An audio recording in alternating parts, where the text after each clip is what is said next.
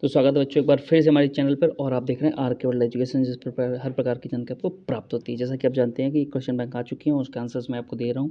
तो मैंने साइंस का कंप्लीट कर चुका हूं, तो जाके चेकआउट कर सकते हैं। 15 चैप्टर कंप्लीट कर दिए हैं, साथ में 5 चैप्टर मैं कंप्लीट कर चुका हूँ भाग इंग्लिश के। तो अब मैं चला रहा हूँ अपना सामाजिक विज्ञान। ओके, साथ में साइंस इंग्लिश चलती रहेगी। सुबह इंग्लिश का डालते हैं, शाम को कभी भी 1-2 टाइम रहते हैं, एक बार 7 बजे और शाम को 5 बजे, ठीक है। 7 AM और शाम को आपको 5 बजे, दोनों में से कोई भी वीडियो मिल जाएगी, चाहे वो इंग्लिश की हो फिर सामाजिक विज्ञान की, बिल्कुल।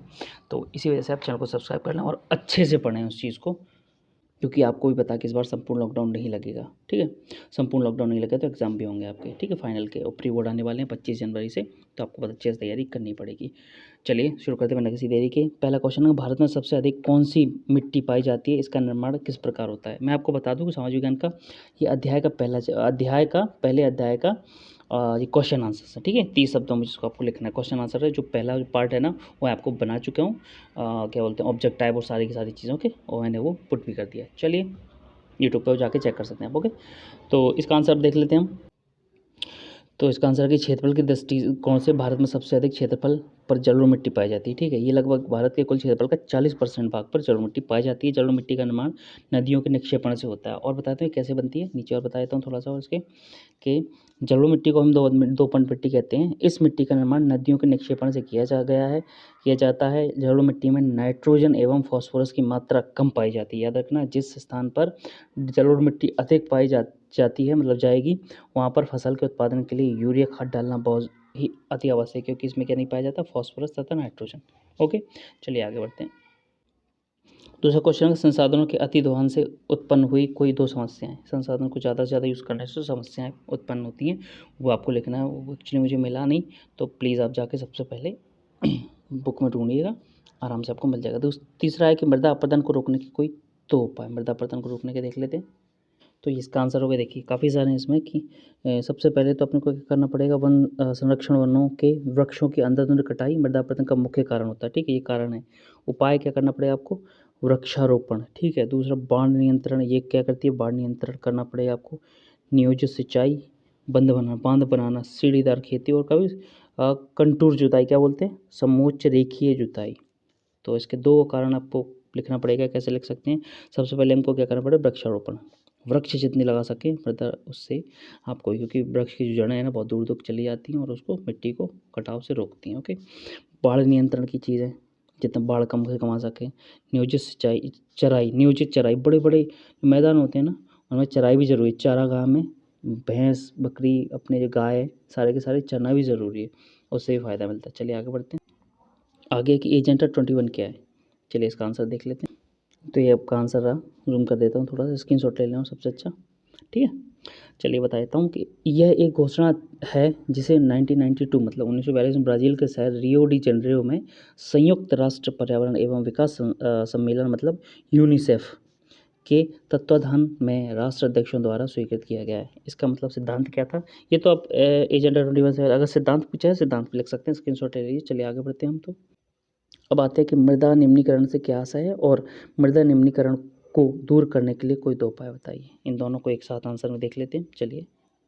चलिए इसका आंसर, मृदा निम्नीकरण क्या है, मृदा निम्नीकरण और संरक्षण के उपाय, मृदा अपरदन तथा और क्षीणता मृदा संसाधन के लिए दो मुख्य खतरे रहते हैं। मानवीय और प्राकृतिक दोनों ही कारकों से मृदाओं का निम्नीकरण हो सकता है, ठीक है।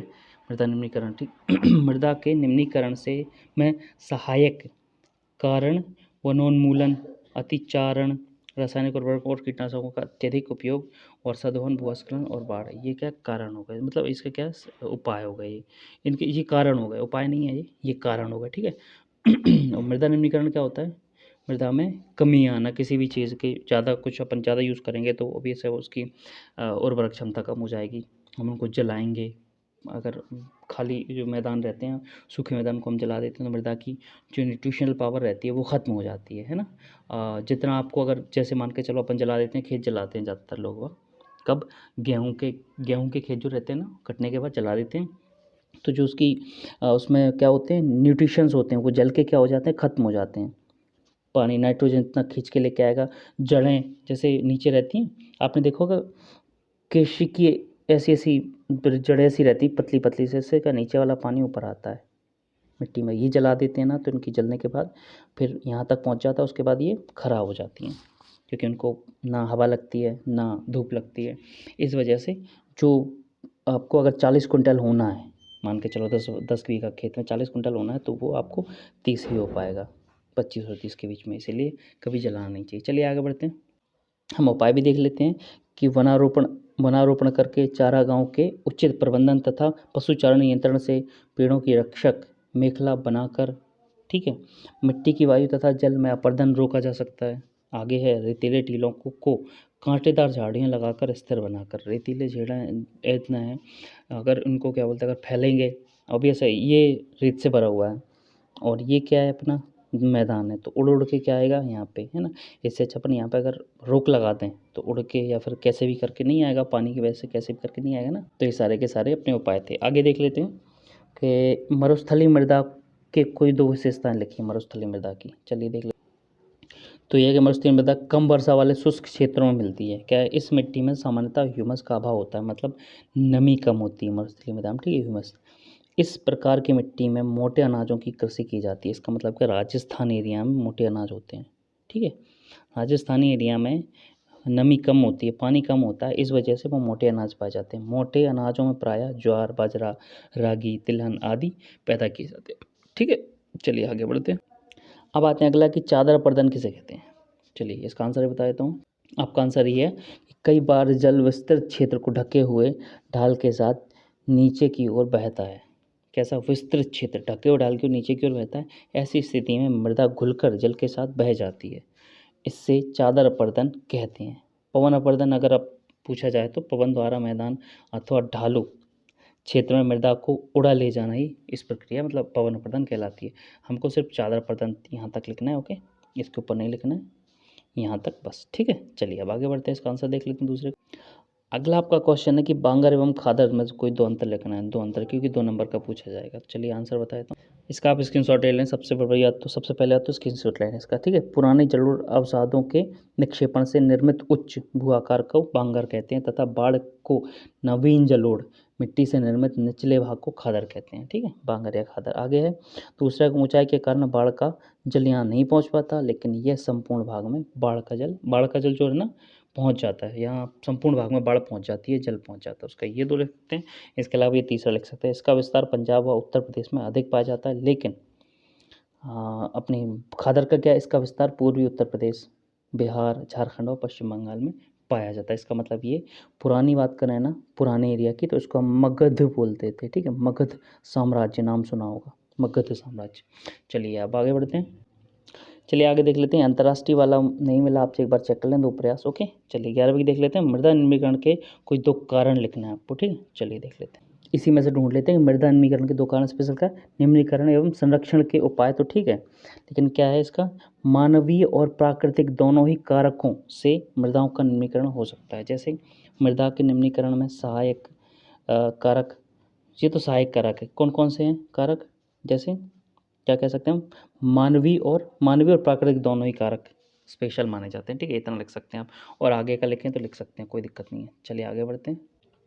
चलिए आगे है कि इसमें से दूसरा 11 वाला, इसमें थोड़ा सा गूगल पे भी सर्च कर लीजिए, मैं बता रहा हूँ आपको, जितना मिल सका मैंने आपको दिया, ओके। गूगल पे एक बार आप चेक कर लीजिए, सब मिल जाएगा आपको, ओके। मैंने ट्राई भी किया तो फिर मुझे नहीं मिला, हो सकता है आपको मिल जाए, बट बुक में सबसे बेस्ट चीज़ है बुक में जाइए, सर्च कीजिए, एक एक चीज़ मिलेगी। आगे है कि स्वामित्व के आधार पर संसाधनों के विभिन्न प्रकार लिखिए। देखिए आज का आंसर बता देता हूँ, तो आपका ये आंसर ये रहा कि स्वामित्व के आधार पर संसाधनों को 4 वर्गों में बांटा जा सकता है। कैसे, व्यक्तिगत संसाधन, सामुदायिक संसाधन, राष्ट्रीय संसाधन एवं अंतर्राष्ट्रीय संसाधन। ये आपका आंसर कंप्लीट होता है। और इसके बारे में थोड़ा सा और लिख देना आप गूगल पे जाके, बुक में मिल जाएगा आपको, मैं ये बोल रहा हूँ बुक में, सामाजिक विज्ञान की बुक में मिल जाएगा, और परीक्षा अध्ययन में नहीं मिल रहा है, ठीक है, परीक्षा अध्ययन में कुछ भी नहीं मिला, इसमें से 1-2 क्वेश्चन मिले हैं, वो मैंने आपको दे दिए हैं, और परीक्षा अध्ययन में कुछ नहीं मिलेगा, 2-3 क्वेश्चन मुश्किल से मिल पा रहे हैं इसमें, ठीक है। चलिए आप देख लेते हैं आगे, और इस आंसर की जो डिटेल है मैं अभी आपको देता हूँ कि स्वामित्व वाले की अभी आपको देता हूँ, आप इसका स्क्रीनशॉट ले लीजिए, इसमें डिटेल में दिया है, ठीक है, स्क्रीनशॉट ले लेंगे, इससे अच्छा आपको सबसे बेस्ट चीज़ रहेगी स्वामित्व के आधार पर संसाधनों का वर्गीकरण, ठीक है। पहला ये व्यक्तिगत, सामुदायिक, राष्ट्रीय, अंतर्राष्ट्रीय, आप इसमें पूरा डिटेल में लिख लेंगे तो आपको अच्छे नंबर मिल जाएंगे। लगभग अगर 2 नंबर में पूछा है ना तो आपको इतना काफ़ी है, ठीक है। 30 नंबर का तो बोला, 30 शब्द के बोला है तो 30 शब्द उसमें हो ही जाएंगे आराम से, 30 वर्डों के लिखने की ज़रूरत नहीं। ये अगर ज़्यादा पूछा जाए ना 4 नंबर का, 5 नंबर का, तो आप लिख सकते हैं, इसकी ज़रूरत नहीं पड़ेगी। चलिए, तो आज की वीडियो यहीं समाप्त करते हैं। अगर आपको वीडियो पसंद आए तो प्लीज़ सबसे पहले तो सब्सक्राइब करें चैनल को, ये रिक्वेस्ट रहेगी। साथ में बेल आइकन प्रेस कर दें और साथ में चैनल को तो सब्सक्राइब कर ही दें, साथ में आप वीडियो को लाइक भी कर दें। ओके, मिलता हूँ अगली वीडियो में। धन्यवाद।